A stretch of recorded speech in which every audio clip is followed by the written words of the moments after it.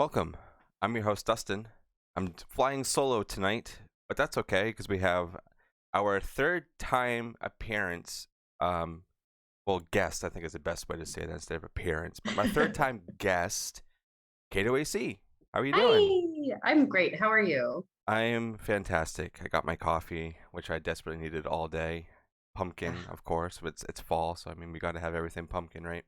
I have yet to have my first pumpkin of the season, but it's What are you coming soon. doing? I know. What am I doing? What What am are you I doing? doing? Oh my god, you gotta get out and go get that right now. I'll stop and then you can go get your. Oh my God. If I had caffeine this late, I would never sleep. Oh, that's okay. I used to be Yeah. that way, but I drink cold brews and like espresso shots and everything all the time now, and I'm immune. It's just enough to keep me going. That's all I care about. But Yeah. before we jump into the main event, I know there's a bunch of revealer stuff that just came out. The comic dropped today.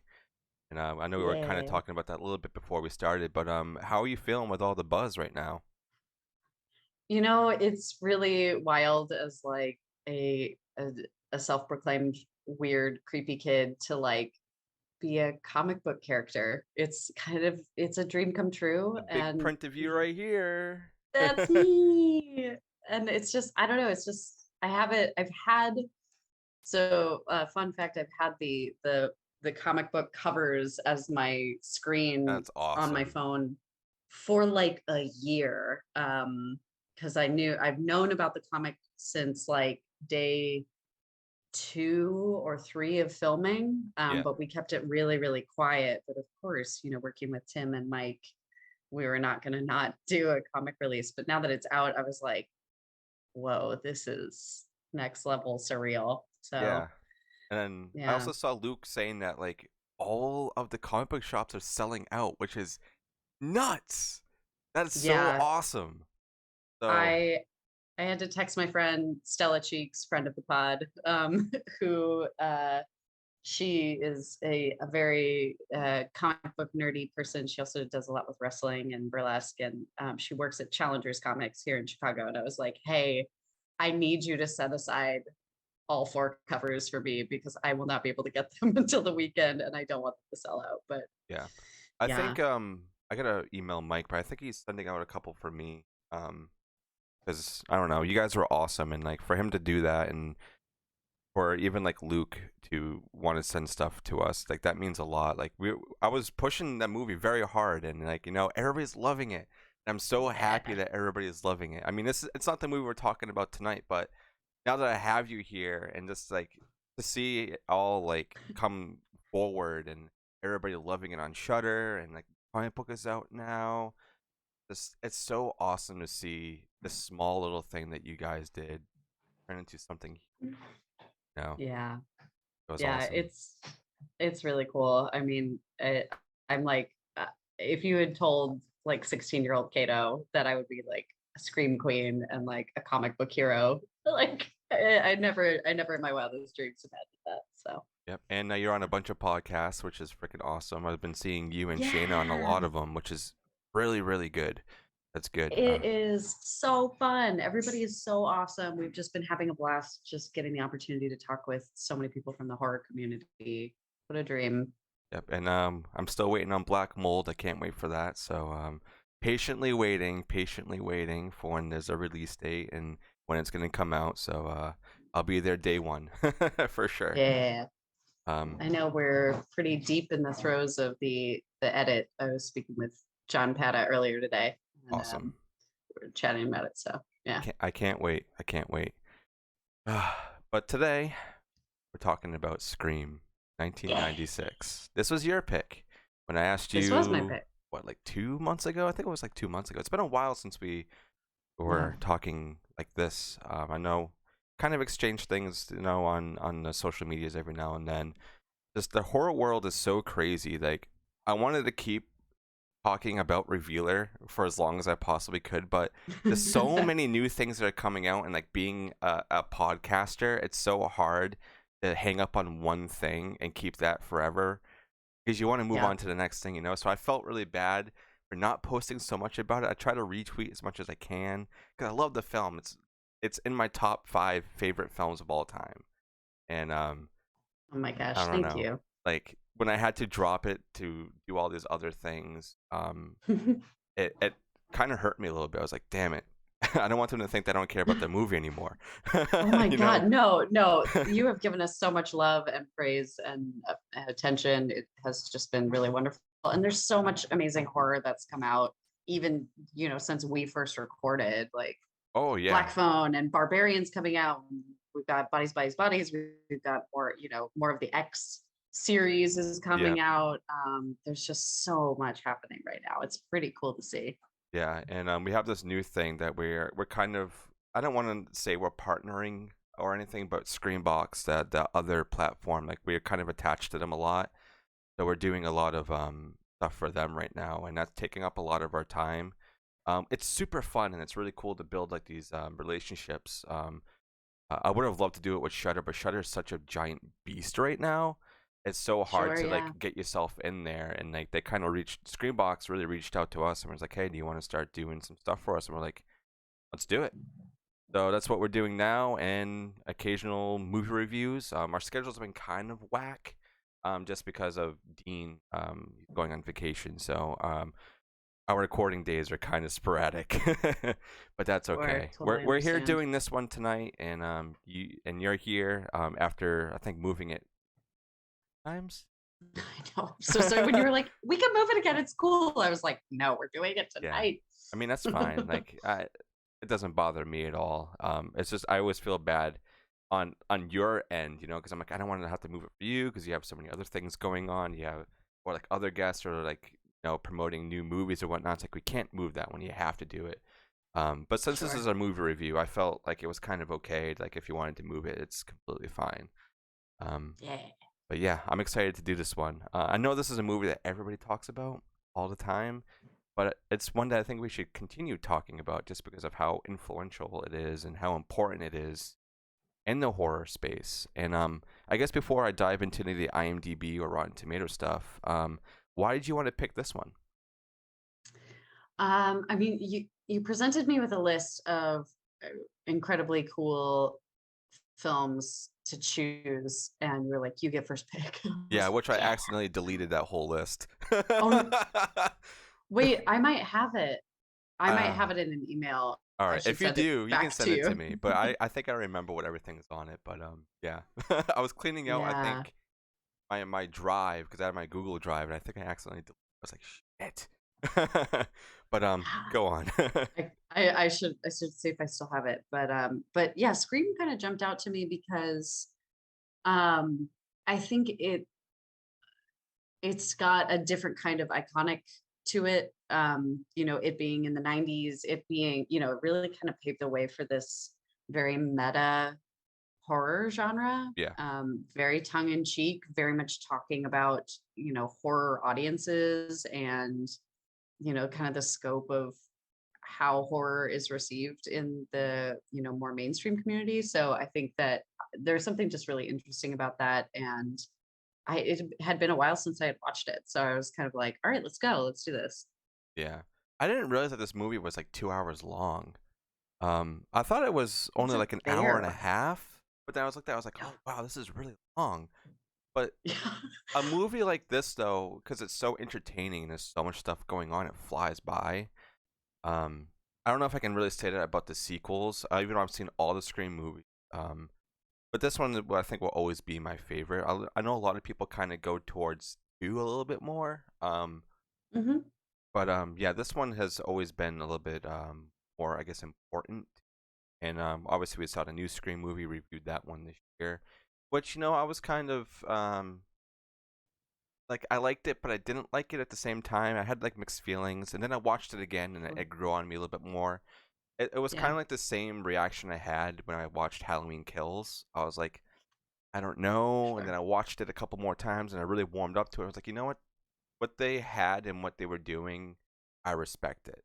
And Yeah. for a Hmm. franchise that's been going on for so long, and to keep it fresh, I feel like that's really hard, especially with a franchise like Halloween and Yeah. Scream, and now we have another Scream movie coming, which I think the last one should have been the last one they did, but Yeah. we'll see what they're doing with the creation of. Yeah, it does feel a little bit like they're trying to keep up with the Halloween Kills, Halloween Ends, that's happening Yeah. here. I think they're doing a bit of that, maybe. Yeah, and that Nev's not in it too is another thing that I'm like, Yeah. don't know how I'm gonna feel about it, but I'm gonna give it a chance as a horror fan, as a lover of everything spooky. I'm gonna watch it. Yep. Got to No, give it a shot. yes, exactly. But I'll jump into the IMDb and give a quick rundown of who's in this, and then I will quiz you on the Rotten Tomato scores if you haven't. Hopefully, you haven't looked at them. I haven't looked at them. I did rewatch Scream and Scream 2 with some friends recently, and that was like the extent of the research that I did. I was like, don't go too far Okay. down the rabbit hole. You know what I mean? Okay. Yeah, that's fine. That's fine. So obviously we have Nev Campbell who plays Sydney, Courtney Cox who plays Gail Weathers, David Arquette who plays Dewey, Skeet Ulrich who plays Billy, Drew Barrymore is very short-lived, kind of like an homage. I always thought to Psycho. I always thought that's kind of how they did that with her being very short-lived in it. I think I wrote in my notes too that I think it was only 13 minutes that she's in the total the total movie is 13 minutes in and then she's done. So very very short-lived. And then obviously we have to talk about the Ghostface, voice actor who is Roger Jackson, very very important figure in this franchise. Rose McGowan and Matthew Lillard, I guess, are probably the main ones we really want to talk about, and Jamie Yeah, Kennedy that's like the also. core. Yeah, Yeah. so there's a lot. Actually, there's a big casting list for this movie, but it's a lot of like just people in the background, normal stuff. Yeah. Directed by Wes Craven. This was in 1996. Let me see if there's a budget. Sometimes IMDb likes me and gives me a budget, and sometimes it doesn't. Let's see. Oh wow, budget was 14 million. Okay, Whoa. estimated. That was the blood budget alone. Yeah, yeah, for sure. But I mean, Wes Craven at this point, he was so high in his career, and he Yeah. saved like New Line and whatnot, so they really helped him out on that. So I could see why he got a really big budget for that. Yeah. We got What did it gross at the box office? opening weekend was about 6,400,000. So that's not too bad. It didn't make it back, but now, holy shit. Worldwide gross. This is like up. I would imagine it's updated to like present time, but this is another thing I always talk about. Is like we never get like digital sales or physical media sales numbers or anything like that. It's like just strictly in the theaters, and if it's been like shown again in the theaters. But that was 173 million dollars worldwide. So that's a lot. So it made its money back plus a lot. Yeah. Yes. So, I guess you would kind of expect that from a movie like this. Correct. All right, Rotten Tomatoes. Okay. This blew my mind. All right, this blew my mind. The scores. Okay. So the tomato meter out of 82 reviews, and it's out of 100%. What do you think they ranked it at? For the reviews, for the critics? Yes, critic score. Critic score. I honestly am going to guess that the critic score is actually pretty low. I think it's probably around like 43%. Final answer? Yeah. 79. Whoa, really? Yeah, certified fresh. Wow. So that's good. Okay.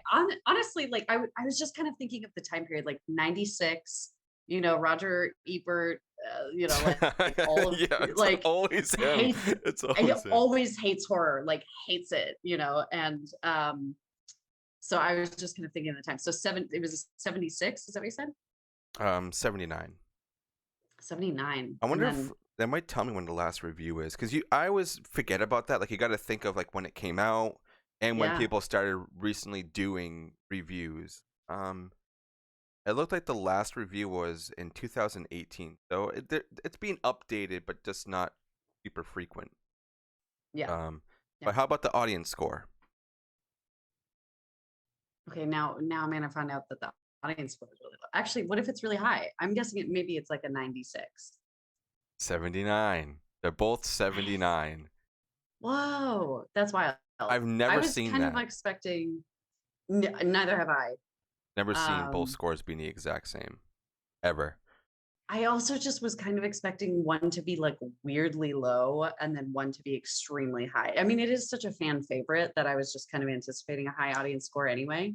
Yeah. But I am kind of surprised that like the critic score is so high, but it is Wes Craven. And like you're saying, it's kind of like the heyday of his career. Like Yeah. he was just riding such a high Yeah, at for that point. sure. One thing I do like about Rotten Tomatoes, I just recently found out that they do. They have a release date for when it was in theaters, and then a release date when it was streaming.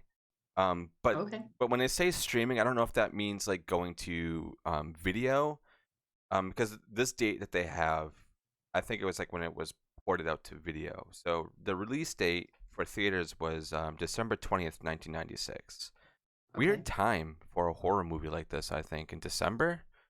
Yeah, for not being like it's kind of got just like a summery vibe to it. Yeah, it's like a spring summer because of school and everything that's in it, Yeah. so a bit weird. And then we have the release date for streaming, which is December 8th, 1998. So that must have been when Mm, it came to video or something, because back then movies were in the theaters for a long time, like months. right. Nowadays, it's movies are in the theater for what, 2 4 weeks maybe, if we're lucky. Yeah. And there's no dollar theaters left anymore, really. Yeah, I think we had one that was near us, and I think it recently just closed down, which was really sad because it was a nice place, and I like to kind of go there. Years ago, I used to go with my mom, and we used to kind of just watch just movies that were old, and like I wanted to have that theater experience, for Yeah. cheap, and we don't have those anymore, but we do have a drive-in, and I Oh, do nice. like to go to that when I have time, so I can't complain about that. That was um, I saw The Stylist for the first time at a drive-in, and it was my first time going to a drive-in, that's a way to which do it. was Hell yeah. super cool. And it was really great. It was the first time I met Jill and like Yeah, props to just Jill. hanging out. Yeah, it was great. It was freezing. It was right before Halloween in 2020. That's awesome. Yeah, She's also a friend of the show, so awesome. she's great. Uh, I just love seeing all these new movies get so much love, and I mean, her Yeah. movie is older, but with it still being in such a high, it's great. And the new movie that Yeah. you're both working on together, and I just can't wait. I really really can't. I love horror, and I love doing what I do here, even though it's just a hobby. But like it's going in a place right now that feels like it's going to be not a hobby anymore, and I'm really really Yeah. excited. I And love that. thank you for wanting to come on multiple times, because I always feel like I'm not Heck that yeah. great of a guest. But No, you're great. Oh man. Dean's always like, dude, you know what you're doing, you talk great, you have great points. I'm just like, I don't see it. But I mean, if everybody else likes my show and whatnot, then you know what, that's what matters. Thank you for Yeah, taking the time out of your day to come on for the third time. gladly. um, but now we can jump into the movie. Since you Yeah. are the guest, I'll let you pick. Where do you want to start? Do you want to start at the beginning and go through the whole Casey thing? Is there one scene in here that sticks out to you the most that you want to kind of pinpoint first? I'll let you kind of guide us in the beginning. Yeah, I mean, I think that we cannot, I think we got to start with a bang. Like Casey's scene is truly like probably the most iconic Yeah. of the scenes, with the exception of maybe like that final kitchen scene. Um, where Stu gets the phone thrown at him. Oh, come on, man. Yeah. That I'm is the dying best. over here. That was hilarious. But yeah, I think we need to talk about Casey. Sweet, sweet Casey. Oh yeah. Um, you know, it's funny because I feel like, when I visualize Scream, or like my concept as a teen kind of coming into the knowledge of Scream as a film, and not knowing anything about it and not really knowing the actors really who were in it because I wasn't super up on I was a little young for when it came out, so that when I got older I could have looked back on it. And to me, I was like, oh, Drew Barrymore's in it. That look, the wig, like that blonde hair, the Yeah. sweater, like it's so iconic looking. And that scene is so short that I was actually really surprised to find out that she was not more of a final girl or like a featured character in the film. Yeah. They tricked you. It's the Psycho, They you did. know. It's the whole Psycho misleading thing to kind of get people to go and watch the movie, because Drew Barrymore was at her height during this whole time, and she's obviously been in other horror movies like Firestarter, and I think there was a couple others, but I always forget what they are. But Firestarter, I think, was what really helped her be put in the map as well. And then when you are asked by Wes Craven and co to on a movie, I don't think at that point in anybody's career they're gonna say no, just because of how much pull he had, um, with his films and writing. And people, say what they want about some of his films, but I think he was brilliant. And this movie just goes to show that he knows what he was doing. And rest in peace. And it sucks that he's gone and he wasn't able to see the new movie. I think he would have really loved it to see how much it was, giving a love letter to this movie, because of how similar things are and how they were kind of doing things the same way, but they were reinventing it. I think he would have really, really loved it. Yeah. And they even kind of did the whole beginning scene in the new movie, but just played it completely different. Um, Yeah. and I think it was great. And obviously, the Casey scene in this has some of the best quotes I think ever. And Yeah. everybody says them all the time. Like when he's asking for her name, or when Ghostface is asking for her name, he says, "Oh, why do you want to know my name? Because I want to know who I'm looking at." And just that gives me goosebumps every That time I hear that. moment. It's just like, I'm done. This is too real. It's too Right. crazy. Like I would love.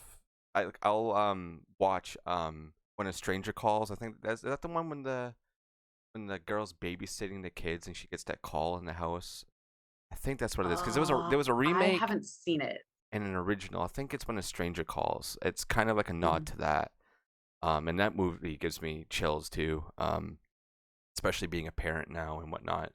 Yeah. Whenever there's like Hmm. children involved in any horror movie, it hits me really, really hard. Like Black Phone, like Yeah. that hit Oh me. God. Black Phone messed me up for like a few days. I really liked that. Yeah, it's great, and for it to be adapted from a short story into a full length feature is amazing. And Hmm.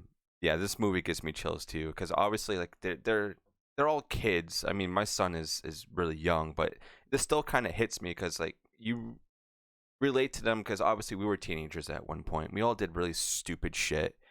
Um, and then me realizing, like, hey, my son's gonna grow up, and what if he runs into some weird situation, not like what's happening in this film, but something like that, where he's being Right. stalked or whatever it is. It's very, very scary, and this movie feels very Hmm. real, for it Yeah. being like a satire on horror itself. Yeah. And this whole 13-minute scene with Casey and Steve, and the whole like kind of cat and mouse thing, crazy. Yeah. Yeah. Well, it also just really sets the tone of this as like a high school horror film. And Oh we're yeah. starting to kind of see some of this stuff emerging. Like, I think the Final Destinations were starting to come out around this time. And we're kind of shifting away from, we had Halloween where Lori is a teenager, she's in her teen years when it happens, but it's not really a teen, to me, it's not really like a teen film. It's about the dynamic between her and Michael, right? Like Yeah. that's what we're seeing. And then you think about Friday the 13th, like again, we're seeing teens like at cabins, it's summer camp, like we're seeing more of that. But this was like very much high school dynamics. And it was such a product of its time in the 90s. Like this was absolutely what was happening. We like those, we're seeing it kind of full circle coming around with a lot of like Gen Z being like, I'm Yeah. like seeing fashions that I wore in the 90s like coming back, and I'm like, oh my Yeah. god. But this film is just so iconic 90s, and it has that attitude that was very specific about being a teen in the 90s. I was a teen, in the 2000s, but looking back on it, and just like the moment you look at it, I'm like, wow, I am dead ass in 96 right now. Yeah. And I love the way this film looks too. It has like almost like a realistic filter on it. It doesn't feel Yeah. too I don't know, drenched in like editing, whatever they were doing back in the day, like different filters or whatnot. It was very bright, colorful, Yeah. but realistically colored. They weren't adding a bunch of different colors to it. They kept everything as real as possible. Except for Right. like And the we're end with the blood and everything. They obviously had to make it pop a little bit more. So sure, you yeah. gotta you gotta do a little bit of stuff there. But for the most part, the movie feels very real. Um, and I Yeah. love that. And we're seeing so many daytime scenes, Yeah, which which you I don't really thought get. like we didn't really get, especially like thinking of like those larger franchises like I was talking about, is like we think of the all of the most of the kills in Friday the 13th happen at night. Yeah, We don't really see a whole lot of daytime stuff happening. We do get the daytime shot of like, we see Michael in the distance in Halloween, but the fact that there's so much that is like brightly lit in this film was actually really interesting, and I think definitely a product of the times. I don't know. It kind of the other film that kind of jumped to my mind is Hellraiser. oh, So okay, yeah, we've got this dichotomy of color that's happening and brightness that's happening. I mean, Hellraiser was a little bit older, but is that yeah. correct? Okay, I don't want to have the horror movie No, nerds no, yelling you're at me you're for getting you're my correct. timelines You're wrong. correct. That was 89, I believe. So yeah, you're fine. Yeah, so like we're kind of coming out of we're transitioning from the Nine Inch Nails first album into Yeah, yeah, yeah, the yeah. industrial era. So For sure. But yeah, like with Casey and being her boyfriend, essentially mhm. get killed. With he's gutted, literally. And then she gets chased, and then she gets gutted and like hung, and her parents have to see that, which is so disturbing. And it sucks too Yeah, because they're just getting home, and she's out there she's right there. It is that like, crawling. oh Oh, God moment. Yep. and the Yep. music that plays during that too, it really gets to you. And oh, it's Yeah. it's giving me chills right now just thinking about it.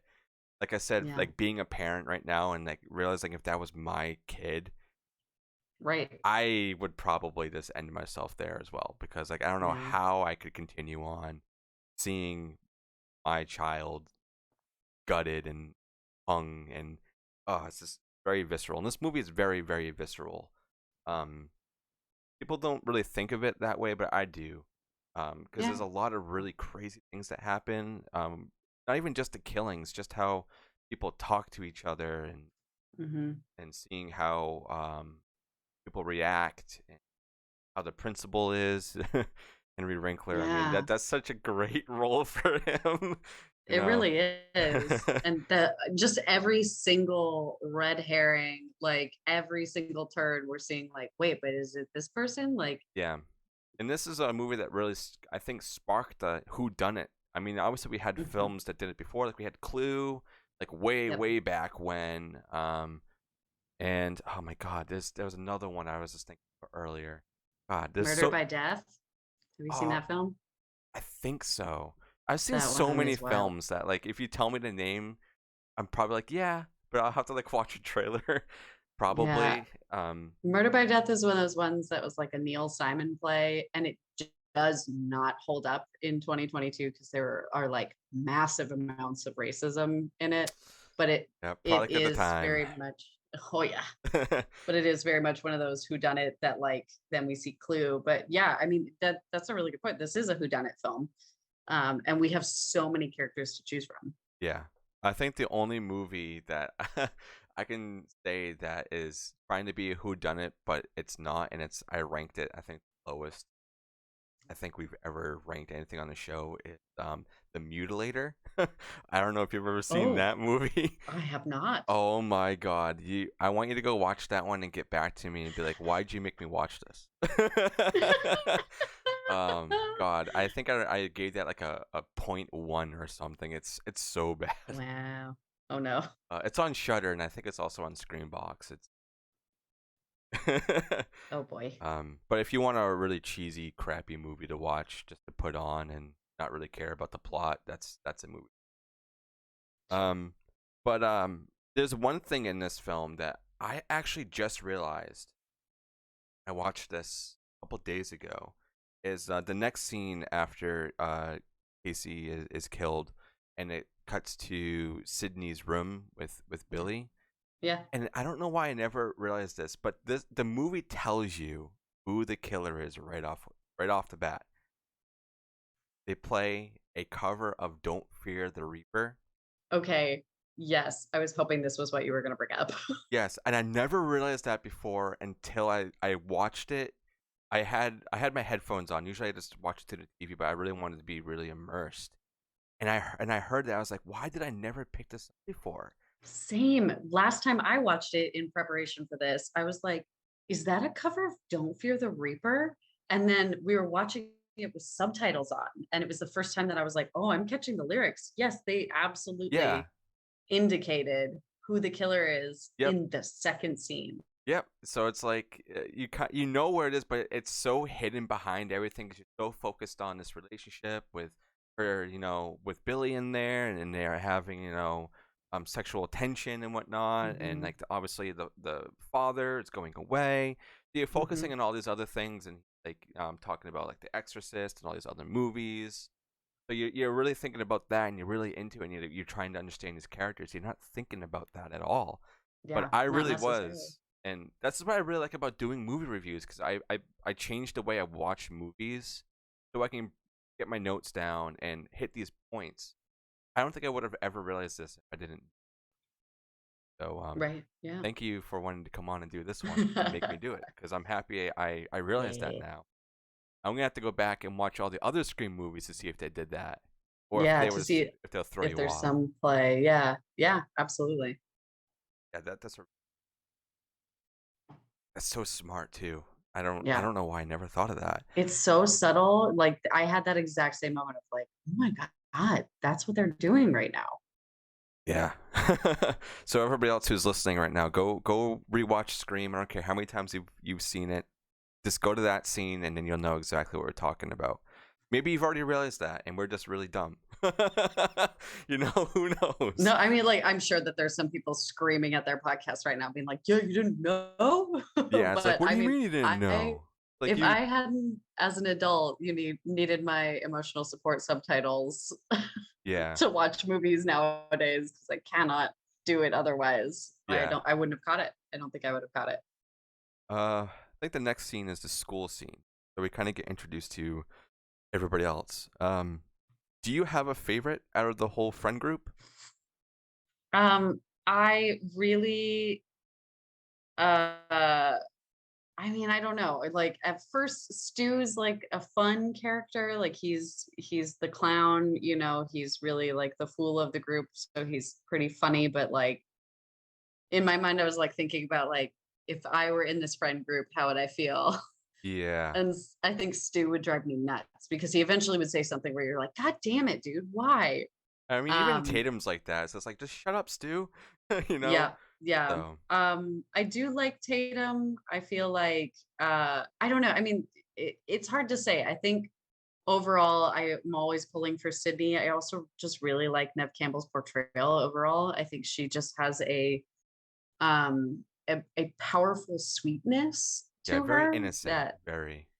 yeah, she's got an innocence, but like she's definitely like no punches are pulled in this. Like she will go in and she will not stop. And that's something I love about the final girl trope in general. But I think it was really, there's always conversations around sex and sexual intimacy and her like having it be something that was more like a means of agency rather Yeah. than like um no, thou shalt not sin, finger wag Yeah. kind of mentality about it. I thought, because she was sexy and sexual, but in her own kind of way. And I thought that also made her very powerful. So I'm a big Sydney stan. Um, Billy would be, of course, the guy I would have a crush on, and it would be to my chagrin. But yeah, I mean, it's a friend group in which you can cast all of your D&D party. Oh, hell yeah, hell yeah. Yep. See, I'm the nerd one, so I always pull towards either Randy or Dewey. Yep. Yep. Always. Yeah. Oh, I love them both. But last watch, I was really pulling towards Dewey. I love how naive he is. I mean, obviously this deputy at this point, he's not so versed into what's going on. He's learning just as everybody else is, and that's what I really like about this movie. Is like everybody is learning. When you get to the other movies, like you introduce new characters that need to learn things that like the other ones already know. So they have to like get them to learn like, hey, just don't trust anybody or whatnot. Like it's probably Yeah. you that's gonna kill me or whatever. I mean, obviously, I'm gonna say I love Sydney too because she's great character in this movie, and obviously it's all around her and her family, and it comes back to her at the end. Um, but yeah, I think I'm gonna go with Dewey. Just Yeah. so funny. You know who Dewey reminds me of is a little bit of Andy from Twin Peaks. Oh, okay, okay, You know, like a little bit of that kind of energy, I yeah. think. Trying to see what else because there's so many things in this movie. Oh, and we have the talk of like, oh, maybe it's a woman that's doing the killing and not a man, which I thought that's really ahead of its time. I think, Yeah. Yeah. um, because I feel like everybody in all the movies always a man. Usually, a man is doing the killing. So for a movie like this in the 1990s, you'd be like, oh, maybe it's a woman that's going out and doing all these killings, or it's a man. It's like it could be anybody, and that's what I like about this is that it kind of changed how you had to go about movies like this, especially Yeah. slashers. Is like now it can be anybody. It doesn't just have to be one gender. It can be Right. anything, and that speaks very strong, especially in today's age and climate and everything. So props on screen for doing that before anybody else. Maybe there was a movie Right. that did that before, but I can't think of one. Friday the 13th with the mom, I mean, yeah, but yeah, like that's a reach. yeah, yeah. I guess so. I would say Psycho, but I mean, we all know that it was Norman at the end. Yeah. Um, but they were trying with something like that, I think, in Psycho. So I guess that was kind of ahead of its time. That was Right. Psycho was the last movie we just did review too, and that's the one Ken was on. Oh yeah. So Nice. yeah, we got that, and oh, and then the big scene, the first like big scene with Sydney is when I think she's home alone and she's supposed to be getting picked up by Tatum. And then she gets the And she call. falls asleep on the couch. Yeah, she gets Yeah. the. So she's watching the news about her mom. Then she gets a call from Tatum who says that she's gonna be late. Then she gets the ghost face call, and then Hmm. she's like, you know what? I'm not gonna put up with this. I'm just gonna go outside and just come at me. So this is I love that. She doesn't care. She's strong. She's gonna face whatever's going at her because she's fed up with everything, obviously. And also dealing with Gail and whatnot with the book that's being written. So she has a lot of pressure on her, and her dad's out of town, so she has to deal with Right. that. So she's alone, and Yeah, it's that kind of it's almost the latchkey kid era, but it's the mid 90s where where teens it was like, "Oh, she's 16, she could stay home alone." And it's kind yeah, of like, "No, no, don't mm-mm. leave teens home alone like that." Yeah, especially with these calls going around, and I think she was already having the suspicion that she was gonna get a call Hmm. anyway. Which I think is smarter for her to already kind of be prepared for that. It just sucks that it happened with her being mid dreaming and asleep. Yeah, So that would right. probably creep me the hell out. But then You know, oh, go ahead. was one of the things that I kind of speak talking about the phone calls in this film in particular, because that is like the thing, right? Yeah, Is these phone calls from Ghostface. We're having this era of like not everybody has cell phones, which is also interesting. But when I was watching with my friend Jill, they pointed out that we were kind of having fun listening to the voice and wondering which of the two of them might be talking at that point. Oh, I never Like, really looked at the film that way. That's kind of fun. right? We were Oh, having moments of like, oh, that sounds like something Stu would say, or like, oh, that's got to be a Billy moment. Or are they having moments where they're doing it separately? Like one is doing it that night, and then like another one's doing it the other night. But it was kind of cool to go back and forth and listen, especially in that scene, to listen about like who do we think is talking to her at yeah. that point, That's you that's know? interesting. I'm gonna have to do that. That's a good game. Yeah, it was really fun to kind of think about who. I mean, what we will likely never know the answer to it, but I just thought it was kind of interesting to see like who would talk to Sydney this way, who would talk to Casey this way, and Yeah, the relationships of the people they're talking to. yeah. That's really fun. I never thought of doing that. But that's another reason to go watch this movie again for like the 30th time. But yeah, this whole scene it's crazy because she's being attacked, and then Billy shows up, and this is the big red herring right here. But then Yeah, with the music already, it's him. right. It's Billy. He has the phone. And another thing too with this movie that I love is like how they always like put in like other directors' names for like cops or whatnot. I like that too That was so great. that they just kind of incorporate everybody Yeah. into this in the whole horror world. Well, it But is such a love letter to the horror community. I think it's like poking fun at it, but it also just has a lot of love oh for yeah, for the whole sure. genre. Yeah. Um so yeah, it sucks when he gets caught. What the hell did I write down? Mhm. This is what I hate my handwriting. Oh, I think Tatum says to Dewey that he's a doofus, and I thought that was really funny, so I wrote that down. Because no one says that anymore. Yeah, what a great No one insult. calls anybody doofuses. Um, and like also knowing that like Dewey is Tatum's brother, and they live together, and now Hmm. that Sydney's at their house, but gets a call, and I love I love Dewey. He runs out, and he's like in his PJs and his underwear and everything. He runs out, and then he gets the phone, and he just goes, hello, like he's like super serious when he puts down the phone. Right? That cracks me up Everyone's got their every phone single voice. time. But that's a pretty tense moment too, because like Hmm. you're not even at home. So I think at that point it had to have been Stu because he already has Tatum's number. That's my Right. logic anyway. Sure. It would have to be, right. I mean, he could have gave it to Yeah. Billy, but Billy at this point is in jail, so that would have Right. to be Stu. Um, I think there's also, there's this added thing about how that scene is so tense because especially because like so much of this is like home invasion kind of yeah, horror. I think that we think that, oh, I'm at a friend's house, like I've gone to somewhere safe, even whatever our sentiments towards law enforcement are, like, oh, there's a police officer in the house, like there's a sense of safety in the fact that it like permeated that, it transcended that boundary as well, or yeah, that idea of safety, and security with your friends around, and with the idea that there's safety in numbers, but not always the case. And we see that further on in the party scene too. It's just like really palpable. I'm so sorry, my cat is trying to eat my headphone cord that's okay. off It's of my cute. chest. So her That's name is cute. Scully, and she's a monster. That's okay. Everybody's gonna love that. Yeah. Cats are great. I'm more of a dog person, but I love any animal. But yeah, I do love cats. Um, oh yeah, with the whole with Sydney not trusting Billy. I mean, Yeah, can you really blame her for acting the way that she's acting towards him? not at Um, all. I would be the same way.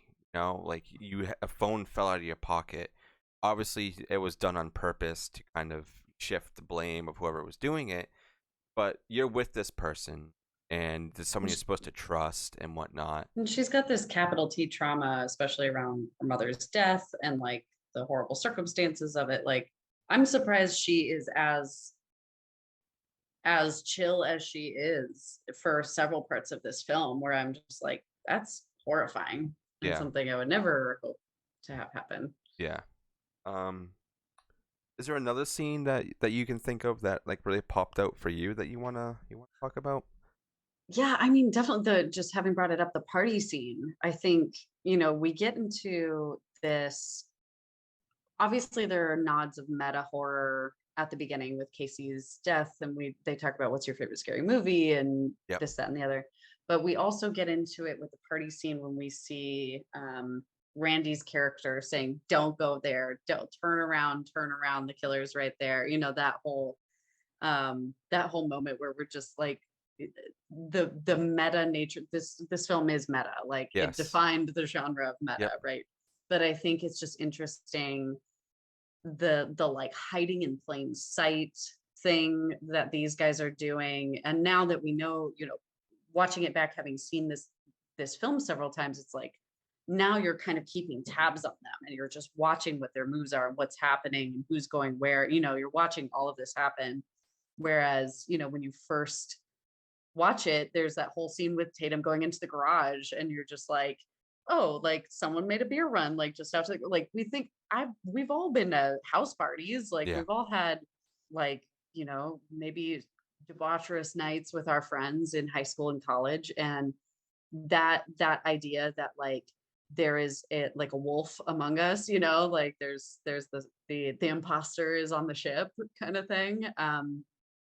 That hiding in plain sight, I think it's just really fascinating, because we're not seeing the like persistence of Michael Myers. We're not seeing the dreamscape that we see in Nightmare on Elm Street. We're not seeing this ethereal realm like in Hellraiser. Yeah. We're seeing teens at a party, and there are wolves in the pack right now. Yeah. And I Scary. just thought that it's really scary to think of, like it actually really, um that idea. Like I just recently watched Who Invited Them on Shudder. I don't know Oh if you've seen yeah. that one yet, but like that also has tones of like just hiding out in the crowd, and what people can get away with. And like, yeah, I think that also kind of pulls it back into like how many scenes happen in the daylight in this film. Just this idea of the spotlight being fully turned on Yeah. and still not knowing what's happening. Yeah. And that's another thing that makes Ghostface as a character very scary Yeah. compared to everybody else, because it's just a person. Yeah. It's not Michael Myers, who is like this unstoppable force, or somebody in your Hmm. dreams or whatever.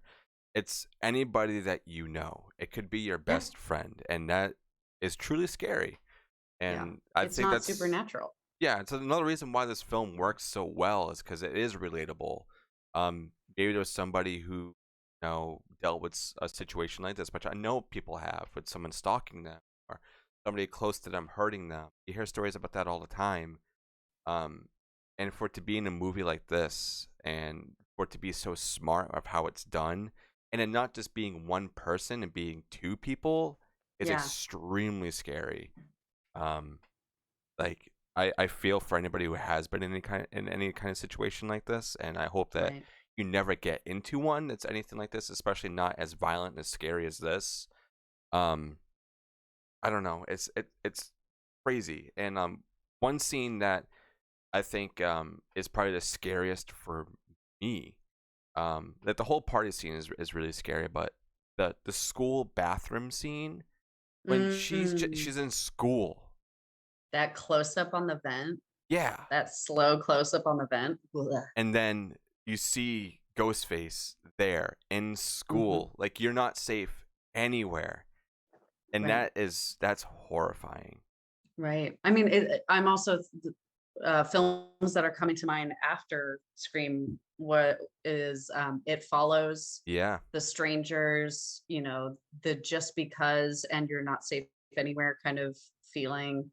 Yep. Um, that's really like it's a type of horror that I think all of us, I think everyone I think has their limits in horror of like, I just cannot do X thing. Like Yeah. that is something I can't watch. And I think that it's really interesting that we all go back to this thing that is like actually probably one of the scariest things. Yeah. Um, but yeah, the idea that it's not supernatural and that you're just not safe anywhere.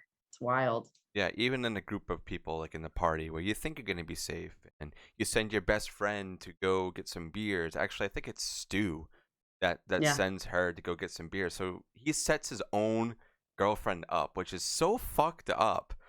Yeah. To Stu's an asshole. it's like why, but the thing is, why her? She didn't do anything. She's not even really part of this.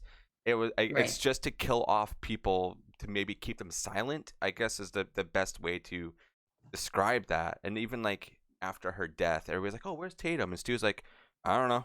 I guess she's doing something." It's just like, how do you not know? Right. And they don't find her till later. And it's Yeah, so rough how they find yeah, her. That's another like visual that sticks in my mind along with like Casey's scene.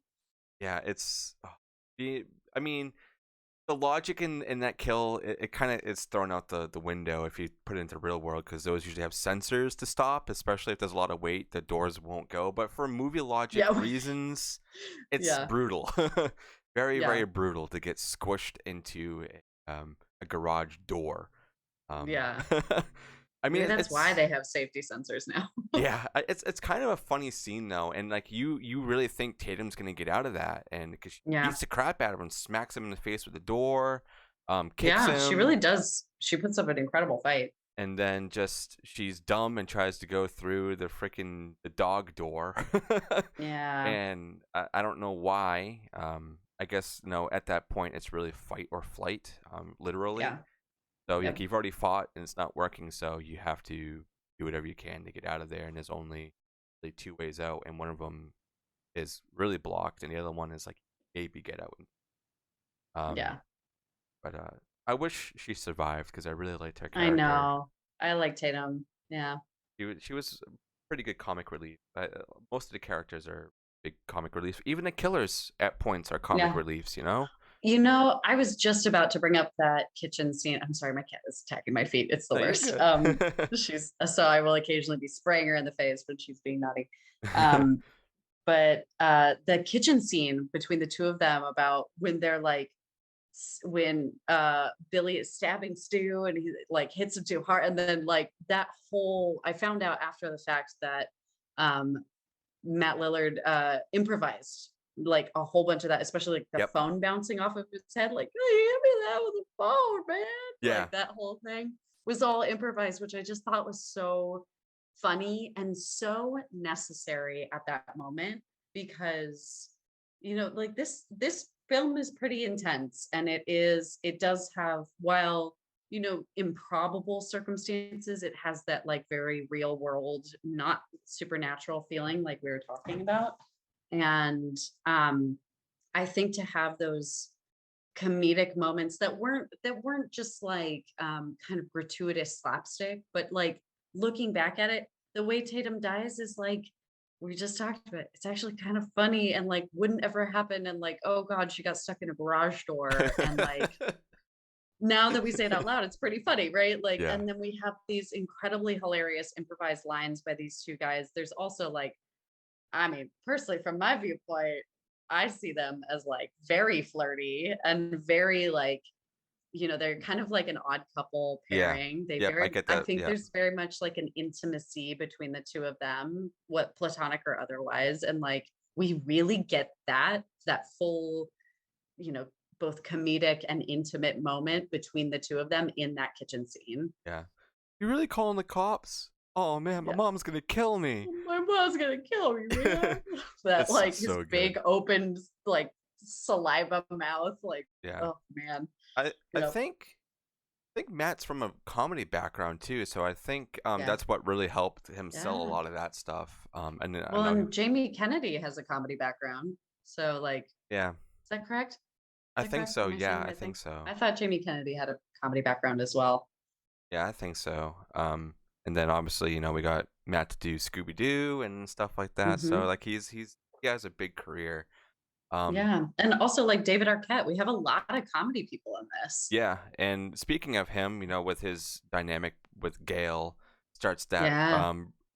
relationship, even though it's really for Gail to get what she wants, but then it starts Yeah. turning into something even more. Hmm. Um, and I don't like, you really want to hate her, but you really want to like her at the same time. I And mean, she's a problematic, like strong female character. And I think the tenacity and the ambition that she has, like if we saw it in a male character, we'd be like, oh, I love to hate this guy. He's so he's so slimy and evil. And like we look at her and we kind of have this, we're kind of putting ourselves at odds with that. I think that Yeah. we're because she just chooses to not play into any sort of softness or sweetness. Like she uses her sexuality and she also uses her femininity and her sharpness to Yeah. get what she wants, you know? Yeah, like the when Billy's in jail, she just goes right into the police station. Like, I don't even care. Come on, let's go. Yeah. And poor She's like, the cameraman rules. gets killed. I know. Feel I bad know. for him. Um, Yep. but I love that dynamic, and it obviously carries on throughout all the other films and the recent one, which makes that scene so much sadder. I mean, the movie's been out for a while, but like with Dewey dying, it's just Yeah. that was I know. so bad. That messed me up. I was like, I know that this has to happen Yeah, in like it narratively, this is what makes sense. I don't like it. I don't have to like yeah, it. for sure. And that Yeah. was really hard to watch. But it's a great scene, and it pushes things forward, and makes the characters even stronger. Um, with seeing it all kind of happen in this film, and then see where it ends eventually, it's really Yeah. sad. But yeah, I love the whole dynamic between Gail and Dewey. Hmm. And then when they go to investigate the car down the street, and they find out, oh my God, this is Sydney's dad's car, which he finds out in 2 seconds. Like he, Right. he must have had the plates written down somewhere or something. So it's like, okay, Right. Dewey, you're good. You're doing your job well, man. And then he gets stabbed. Everybody gets injured. I don't think there's one person in here that doesn't get injured. Um, Yeah, in some capacity or other. yeah, either dead or limping now, which that really sucks. That this one incident in this movie makes Dewey limp throughout the whole rest of the films. So I Yeah. feel bad for David having to do that every time he's in a Yeah. film. Definitely um, character study stuff. So yeah. let's see. Towards the end of this, it's really just a big last scene of finding that dad's there and locked up, which that Hmm. sucks. Being locked up in a closet for days and days and Yeah, it was like days. what, 3 or 4 days or something Yeah, like it was a that. long time. And then Sydney does the whole like, I'm gonna play your game, and pretty much knocks them away and whatnot, and plays cat and mouse again. And even before that, she actually does have sex with Billy, which is something you shouldn't be doing in the movies, as Randy was talking about Right. earlier.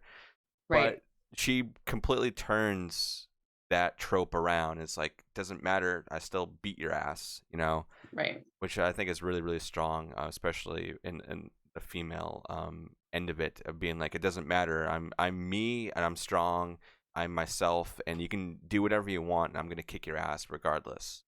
um, Right. and then also you got Gail, who comes and does one of the final blows.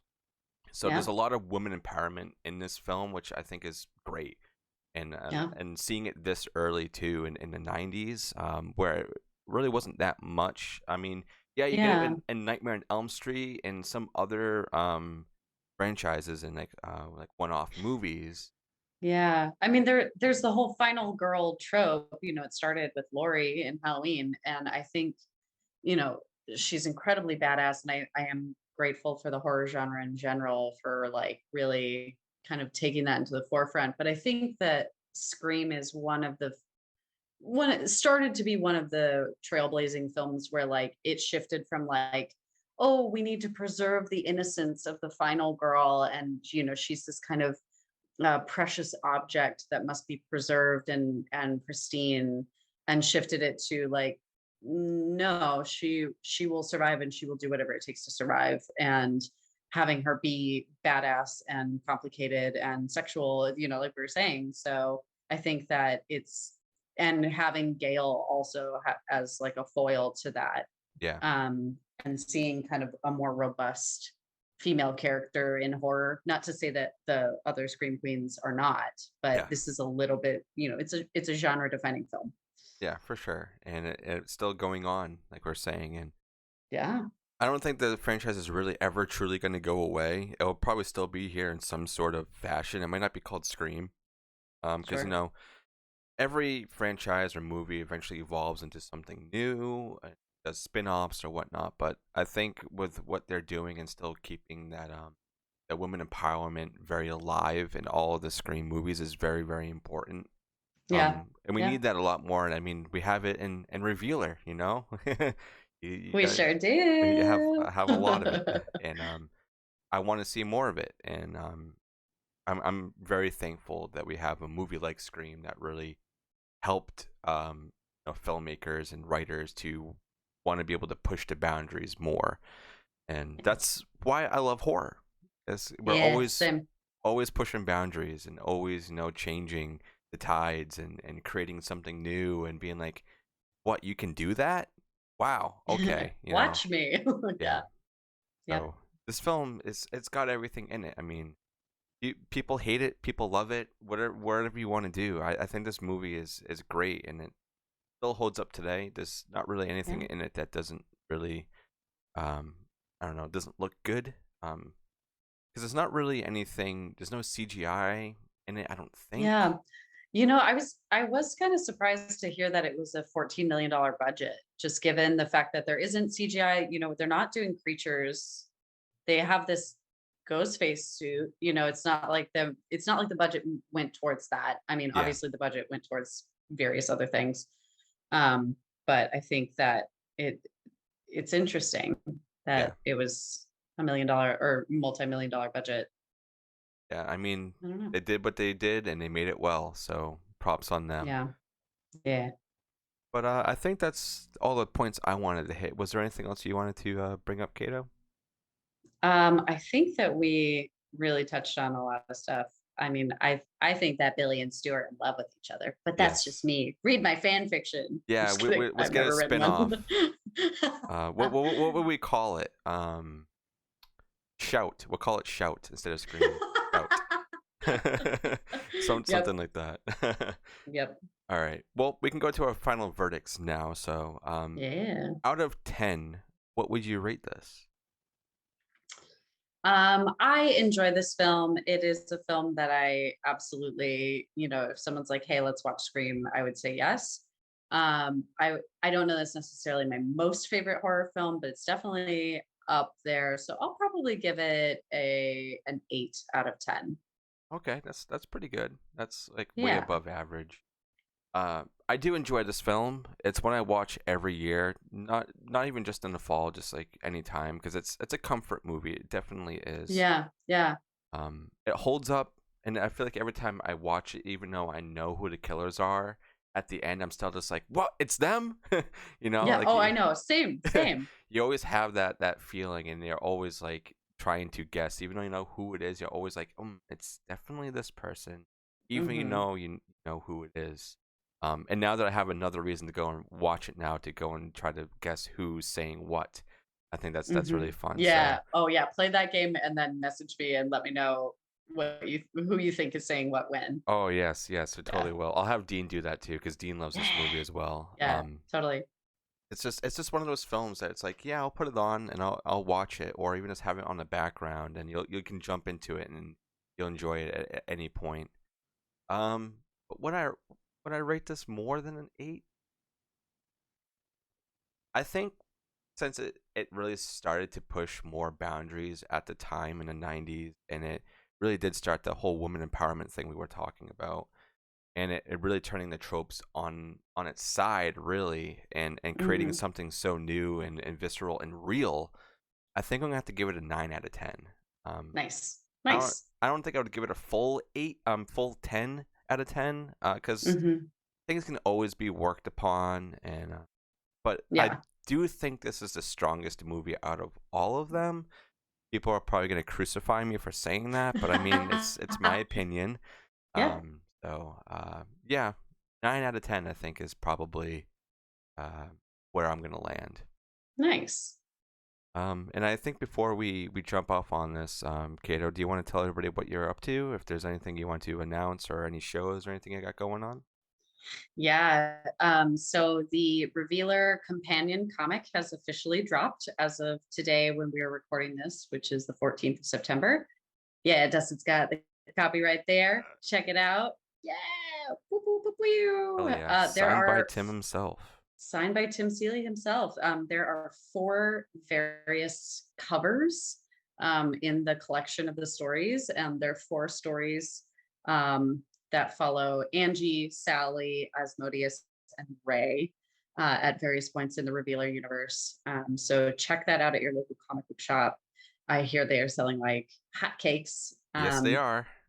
That's great. And yeah, we love to see it. And we are deep in the edit and post-production of Black Mold, so look for that in 2023. And other than that, we're getting into the spoopy season. So if you're in Chicago, I have a number of Halloween themed shows, burlesque shows, and variety shows coming up. You can feel free to check out my Instagram. I am at the THEHELEA. Oh my God, HELENAHANDBASKET, the Helena Handbasket on Instagram. If you want to check out any shows in Chicago, would love to see you all there. Otherwise, just love each other and keep watching horror films. Well, yeah, I really wish I was in the area because I would love to come. Yeah. Oh man, you'll have to come out here and we'll go. We'll go bop around. You need to come to Salem Horror Fest in April. I'm telling you. Oh my need God. to. Yes, I want to go. I want to go I'll to be there. there. I'll be there. Sounds great. And it's awesome having you on again. And I'm sure this isn't the last time. I know you'll be on again, especially for Black Mold. We'll definitely have you on for that. I love that. And any other movies that you wanna come on and talk about. It doesn't have to be anything on the list. Anything you think of. So Awesome. We can always plan it, and I'll make sure Dean's here next time. We'll dive into the Ari Aster world. Oh hell yeah, that would be fun as hell. Yeah, oh my I would God. love that. Didn't he just had a new movie that was announced, right? He did. There was an announcement about a new film coming out, but I don't know anything about it. Yeah, I don't know if there's a title yet. I think they were just talking about it's gonna be. Yeah. It's gonna be like the craziest one that I think he's done, which is saying something. Yeah, I was just gonna say that. It's like, so what are we in for this time? Yep. Yeah. What fuckery awaits? Yeah, exactly. And this is Scully eating my microphone. Oh, that's okay. We gotta get her on more podcasts as well. Yeah, she is a podcat. So that's awesome. And Caito, thank you for taking some time out of your busy day, to come on and talk about some horror and escape the real world for a little bit. It's a pleasure as always. Thank you again for having me. Yep. And we're always going to be there on all of our socials for you to come and talk and whatnot. And anytime you want to come on, talk about anything, spread the word to the other Revealer crew, just to let them know that I'm still here. I'm still supporting you guys. I promise. Yeah. I am here. Absolutely. Here. Absolutely will. This was a blast, and thank you for everybody who was listening and or watching. And we'll see you guys next time. All right.